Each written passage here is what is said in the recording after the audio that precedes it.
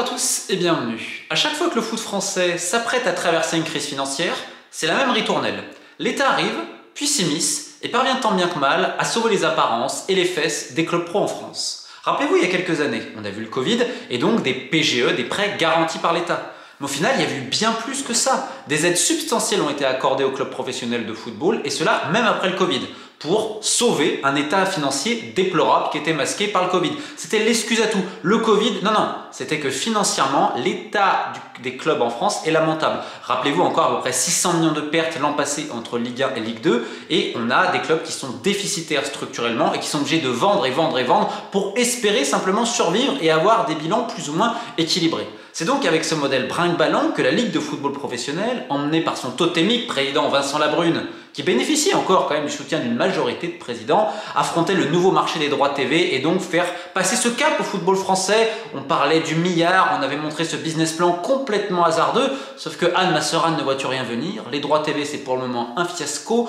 le prix de réserve n'avait pas été atteint il y a quelques mois, et donc dans cet état d'incertitude financière, avec également CVC dont on reviendra tout à l'heure, donc avec ce grand point d'interrogation concernant l'avenir et la pérennité du football pro en France, et on a l'État, incarné évidemment par son président Emmanuel Macron, qui intervient directement pour sauver ce qui peut l'être de la LFP. On va tout de suite recontextualiser parce que vous remarquerez que j'évoque le football pro français, pas le foot amateur et surtout pas l'entre-deux, qui est littéralement en train de mourir. C'est très bien simple, il y a quelques jours, le président de Trélissac, un club de N2 de 4e division, a expliqué que financièrement, il ne pourra pas continuer dans cette division. Donc il préfère descendre, jouer plus bas parce que c'est plus en adéquation aussi avec son bassin économique, démographique, etc. Ce qui, pour le coup, est une preuve de raison. Il faut saluer ce président-là qui n'est pas le seul. On est en train de littéralement asphyxier avec toutes les réformes et tout le reste dans cette idée d'élitisme, notamment la 3e, 4e et 5e division française. On a vu des faillites en veux-tu en voilà et c'est de plus en plus dur pour ces clubs. À aucun moment, ces clubs-là, qui ont vraiment le cul entre deux chaises, qui sont ni amateurs, ni complètement professionnels avec toutes ces aides, eux, ils sont littéralement en train de succomber. Alors à aucun moment, ça sur les instances étatiques ou footballistiques, ne s'intéresse à eux. Donc non, on ne va pas parler d'eux, on va simplement parler du top. Vous savez, ce top qui, l'an passé encore, affichait, donc c'était il y a 2 ans, des pertes d'à peu près 600 millions sur 40 clubs. Alors je pose déjà une simple question en termes entrepreneurial. Est-ce que c'est normal qu'un secteur d'entreprise qui perd autant d'argent, parce qu'en fait, les sommes comme ça, pour le quotidien des gens, évidemment c'est énorme, dans le monde de l'entreprise, c'est pas non plus, je veux dire, il y a pire, même si 600 millions sur 40 entreprises, ça fait beaucoup, parce que chaque club est une entreprise à elle seule. Donc écoutez bien quand même, quand tu vois que c'est 600, il y avait 640 et tout, comment l'État peut autant subventionner, peut autant aider un secteur qui perd autant d'argent avec des gestions aussi mauvaises? Ça c'est le premier point, parce qu'évidemment le football n'est pas une industrie comme les autres. Donc, on est dans un état financier déplorable, qui en plus est masqué par les 10 organes de contrôle, où je le rappelle que l'été dernier, le patron de la DNCG, M. Michler, brandissait sur les ondes d'Europe 1, je crois, que non, ça allait mieux, le pire était passé et que tout allait bien se passer vis-à-vis de l'appel des droits TV. Donc normalement, après une telle erreur, c'est quand même difficile de garder son poste. On rappelle également la dernière vidéo récente sur Dunkerque, où il y a quelques années, les dirigeants ont fait défaut, la DNCG s'est fait avoir, et la CUD, la communauté urbaine de Dunkerque, a donné 820 000 € donc d'aide exceptionnelle pour aider au maintien du club à l'époque, basé sur défaut. Parce qu'en gros, sur la DNCG, en disant on va montrer qu'on a un gros trou, etc., parce qu'ils voulaient récupérer l'aide de la communauté urbaine. Je ne sais pas si vous imaginez, la DNCG n'a rien vu, et après, non, il ne faut surtout rien dire. Donc, ces mêmes gens-là qui sont censés contrôler, qui au final ne contrôlent pas tellement, n'ont pas tellement la liberté, nous font croire que ça va. L'état financier des clubs est déplorable. Et on va le rappeler pour contextualiser. Il y a quelques années avec le Covid, non, la mauvaise gestion. Vous perdiez déjà des millions et des dizaines de millions pour certains clubs de Ligue 1 avant les transferts. C'est-à-dire que vous étiez obligé de vendre pour des dizaines de millions afin simplement d'équilibrer. Il y a très peu de clubs sains. Alors oui, il y a des propriétaires qui font des apports de capital, qui font encore du mécénat. Il y en a d'autres, c'est pas vraiment ça. Regardez le nombre de faillites, le nombre de problèmes économiques de certains clubs qui sont passés au fil du rasoir depuis très longtemps. On peut parler, c'est à Bordeaux, on peut penser à Sochaux, à Nancy, à Châteauroux, bref, à des clubs historiques du football français. Mais ça ne suffit pas, non. Et donc l'État va quand même continuer à aider cet univers assez bizarre où visiblement perdre des centaines de millions, c'est pas tellement grave. Bien évidemment, quand je dis cela, il y a des clubs qui travaillent bien, il y a des propriétaires très responsables qui ont également investi sur les structures, qui ont fait d'importants apports de capital. Il y a des clubs aussi sains, il n'y a pas tout à jeter. Néanmoins, quand tu vois les propos des présidents lors des réunions LFP, où des fois tu as le verbatim, c'est à pleurer, hein, tu as l'impression que tout le monde les envie, c'est quand même les propos. Je crois que c'était le président de Lens qui avait dit ça, avec CVC. Voilà, ou Loïc Ferry aussi de Lorient, qui pense que tout va bien. Donc il y en a qui suivent aveuglément le président de la Ligue de football professionnel, Monsieur Labrune, ce qui évidemment pose quand même beaucoup de questions vu son bilan aujourd'hui. Je rappelle que la Ligue a embauché à tour de bras pour au final, t'attends encore. Et il y a eu tout ce qui se passe vis-à-vis des droits TV. En fait, il faut bien comprendre une chose. La crise de Covid, les clubs de foot, ils s'en foutent. Hein. Ils ne vont pas baisser leur train de vie, même si on va quand même tempérer. L'une des principales dépenses, et ce qui crée énormément de trous, c'est la masse salariale joueur, qui est probablement trop élevée par rapport au budget total, et je dirais même plus loin, par rapport au niveau global du championnat. Et donc si vous voulez, vu qu'en plus il y a des trains de vie pas possibles et qu'on ne veut pas les baisser, on s'est dit en fait on va augmenter nos revenus. Donc c'était le plan de Vincent Labrune. Moi je vous ramène le contrat au milliard. Ça nous rappelle Mediapro parce que ça fait des années sur la chaîne qu'on suit tout ce feuilleton du foot français, de l'État, les millions, les milliards, etc. Donc oui, le milliard, on va te faire 1,2 milliard parce qu'on voulait augmenter évidemment les droits à l'international, on a vendu du rêve et tout. Sauf qu'au final, Anne Massoran ne voit-tu rien venir. Hein. On a embauché plein de monde, on a fait plein d'effets d'annonce, des business plans complètement hasardeux, pour au final se retrouver dans une situation très compliquée où l'appel de réserve n'avait pas été atteint il y a quelques mois. Donc c'est la Bérésina qui était évidemment prévisible par tous les acteurs des droits TV. Et donc là arrive un autre problème, c'est que les clubs pour survivre il y a quelques années, en plus des aides de l'État, ils ont eu ce fameux CVC qui est un fonds qui en échange de 13% sur tout le marketing, droit télévisuel, tous les contrats, donc ils ne vont plus au club, hein. Il y a 13% qui leur sont amputés, les premières années c'est 17-18% si je ne dis pas de bêtises, hein, je vous laisse imaginer, donc ils auront un trou dans les droits TV qui est surtout la principale source de revenus des clubs, donc ils ont fait ça, ils ont bénéficié de l'argent cash parce qu'ils en avaient besoin, sinon ça coulait un petit peu. Et rendez-vous compte que dans ces réunions à la Ligue, on a des gens qui ont dit, des propriétaires, je crois que c'est Loïc Ferry ou le président de Lens, j'ai un doute, il faudrait que je retrouve le verbatim, l'Europe nous envie.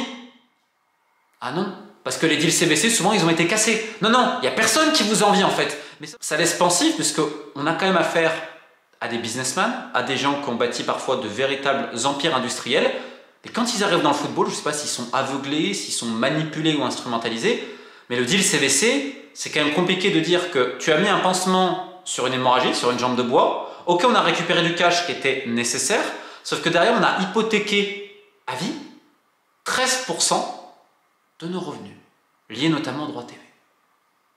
Donc pour l'avenir, c'est pas bon. Et c'est aussi pour ça que vous avez eu autant de rachats, rapidement. Parce que les mecs étaient un peu asphyxiés et tout, ils savaient qu'après, ça allait être compliqué de faire. Boum, on revend. Donc vous voyez, en fait, tout, on va dire, s'emboîte. Et donc, dans cette situation-là, on voit que tout ce qu'on a promis, on ne l'a pas, et que dès l'année prochaine, il va falloir redonner beaucoup à CVC, ça s'agite un petit peu en coulisses. Et là, le chef d'État, Emmanuel Macron, prend un petit peu le dossier en main.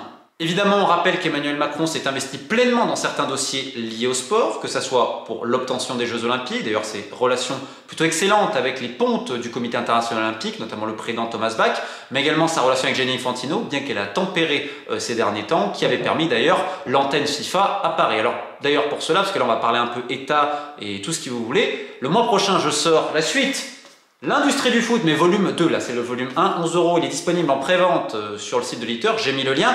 Macron, l'Afrique, la FIFA. Et là, vous allez voir à quel point la géopolitique, l'État français, on va se servir un petit peu du football avec plein d'autres choses et des révélations qui, je pense, vont en surprendre quelques-uns. Là, c'est exactement pareil. On a un président qui, rappelez-vous, on avait médiatisé le fait qu'il essaye de sauver le club de Sochaux l'été dernier. On ne reparle pas de la prolongation vis-à-vis de Mbappé, vis-à-vis de le storytelling aussi, vis-à-vis de l'équipe de France, la mise en scène et tout le reste. Mais là, en fait, il s'implique directement. Alors, Daniel Riolo, de RMC, a expliqué il y a quelques temps, vis-à-vis de McDonald's, qu'il y avait aussi ce dossier venu sur le bureau de Vincent Labrune, boum, pour le naming. Alors, ça peut paraître surprenant, parce que là, on se dit, mais en quoi ça intéresse l'État? On se rappelle certains soucis et tout. Donc, il a donné quelques détails très intéressants, notamment la boîte qui est au milieu, les hommes d'affaires proches du pouvoir et tout. Donc, c'est très intéressant, n'hésitez pas à l'écouter à ce sujet. Et en fait, on parle d'un contrat de quasiment 30 millions par an, qui donc double celui actuel avec Uber Eats, pour que ça devienne la Ligue 1 McDonald's. Alors, on va être très clair, c'est pas ça qui va sauver le foot français, c'est une somme importante, mais c'est pas ça qui va le sauver. Par contre, ça va faire du bien à la LFP, qui a tellement augmenté les coûts de revenus qu'ils ont besoin de faire entrer quelque chose. Sauf qu'en fait, ce qui est intéressant, c'est le fait que le politique arrive. Même si on va quand même tempérer une chose, le contrat qui quand même me surprend, parce que je me dis, on est dans un championnat qui perd en valeur, de par les stars qu'il perd, de par le peu de compétitivité qu'il a en Europe. Enfin, je veux dire, quand tu vois le spectacle, tu te dis que honnêtement, ça peut difficilement prendre de la valeur, a fortiori quand tu es sur un marché qui est en stagnation, régression sur tout le niveau européen. Et donc là, on va le doubler le contrat. Alors je tiens à tempérer, comme je le disais, parce que Uber Eats parlait d'augmenter déjà ce qu'il donnait. Donc on peut comprendre que la somme soit un peu plus importante. Mais le véritable point, c'est les droits TV, qui ont été au cœur des discussions, également les discussions sportives, parce qu'il y a d'autres discussions politiques, etc., entre les Qatars et la France, comme on l'expliquait il y a quelques temps. Parce que je le rappelle que Vincent Labrune a hypothéqué complètement les droits de la Ligue 1 en vendant pour pas grand-chose à Amazon. On rappelle, on avait déjà fait des vidéos sur le sujet. Alors après, c'est vrai qu'il héritait d'une situation très compliquée et qu'honnêtement, il n'y avait pas de bonne solution à cette époque. Il faut s'en prendre aussi. En fait, c'est toute la conséquence. Un Mediapro, comme on l'expliquait, évidemment, ça s'était cassé la gueule. Ça crée un problème, sauf que boum, il reste présent avec Amazon. En gros, 250 millions pour 80% de la Ligue 1. Donc, la valeur étalon de la Ligue 1, forcément, elle est bousculée. Et les autres ne sont pas contents. Ils disent, attends, nous, on paye plein pot, on paye plus de 300 millions pour 2 matchs. Eux, pour 8, ils en payent 250. En gros, je vous schématise très basiquement pour vulgariser, pour que les gens comprennent bien. Donc ton produit, il a perdu quelque part en valeur. C'est pour ça que le prix de réserve n'a pas été atteint dans les différents lots. Ça se bouscule pas au portillon. Tu as DAZN qui a en gros fait une offre, mais elle ne va pas au propriétaire parce qu'elle est de club, parce qu'elle est beaucoup trop incertaine. En gros, c'est simple. DAZN, il propose un fixe. Et le reste, en fait, ça dépend de leurs abonnés. Donc en fait, ça fait une part beaucoup trop variable aux clubs qui ont besoin de rentrer sûr et de rentrer fixe. Donc à ce niveau-là, ça pose énormément de soucis. Derrière Canal, pour le moment, je pense que si Canal revient, je doute que Vincent Labrune reste à la tête de la LFP. Et donc on a beIN qui, ça fait longtemps qu'ils n'investissent plus de manière massive dans le football français, etc. Et tout, parce qu'on l'avait expliqué, on a coupé le robinet. Sauf que là, l'idée, c'est de dire, en gros, au Qatar, financer ça. Alors, contre quoi en contrepartie? On rappelle ce qu'on avait déjà expliqué. La politique du carnet de chèques de l'époque était décrite dans les livres de Malbruno et Chéneau notamment. C'était toujours pour un levier politique. Quel levier politique ils peuvent trouver derrière? Et surtout, quand tu vois le nombre d'enquêtes actuelles France-Qatar sur les personnalités sportives et autres, tu te dis qu'il y a certains juges qui risquent de s'intéresser. Parce que là, si vous voulez, on est tous réalistes sur le football français. Le milliard, tu l'auras pas. Ça ne le vaut pas, on va être très clair. Là, en gros, ils espèrent avoir plus de 900 millions. Pourquoi? Parce qu'ils ont besoin d'augmenter de manière substantielle les droits TV pour pas perdre, parce que CVC va récupérer les 13%. Sauf que vous et moi, vous savez que ça vaut pas ça. Surtout qu'en plus, on peut dire ce qu'on veut, la Ligue 1 a perdu, ou elle perd actuellement, ces têtes de gondole qui peuvent justement te ramener des droits à l'international et tout. Vous savez, là, on devait faire x3, x4, x5 sur les droits à l'international. On oublie. C'est comme les NFT, on devait faire 120 millions parce que l'ami, Didier Caillot, machin et tous les copains. Pareil, ça on oublie. Et donc, en fait, on essaye de faire avaler la pilule comme cela. Et donc, l'État français s'immisce directement. La question est, en quelle contrepartie ça va négocier? Donc, si on résume, on a une ligue de football professionnel qui a copieusement garni ses rangs, pour un résultat pour le moment, on attend de voir, qui a fait plein de promesses avec le soutien des présidents, le milliard, ce même milliard qui les avait quasiment fait couler avec Mediapro, on le rappelle, et on n'a toujours rien vu. Et en fait, on est dans l'attente, parce que là, il y a quand même urgence. Et donc, quand tu vois la gestion au minimum hasardeuse de la Ligue de football professionnel et de certains clubs, tu te dis c'est pas grave, parce que ces gens-là, ils savent très bien qu'à un moment donné, l'État va venir et faire de son mieux pour sauver les apparences. Alors, est-ce que le Qatar va accepter? Est-ce que beIN va remettre ce qu'ils ne mettent pas depuis des années parce qu'on a coupé le robinet? Et s'ils le mettent, quelle est la contrepartie derrière? En fait, c'est toutes ces questions-là et tu te dis, tu prends CVC, tu prends les droits TV, tu prends tout ça. En fait, il y a toujours une contrepartie derrière.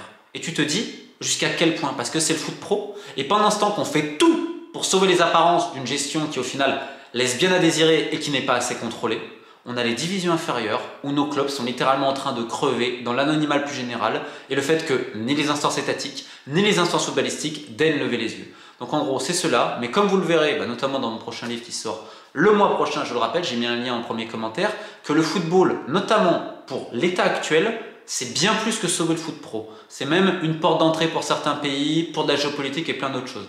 Bref, j'en dis pas plus, on aura le temps d'en parler bientôt, mais en tout cas, courage à tous ces clubs dont on ne parle pas et qui eux aussi on mérite d'être sauvés. Keep the faith.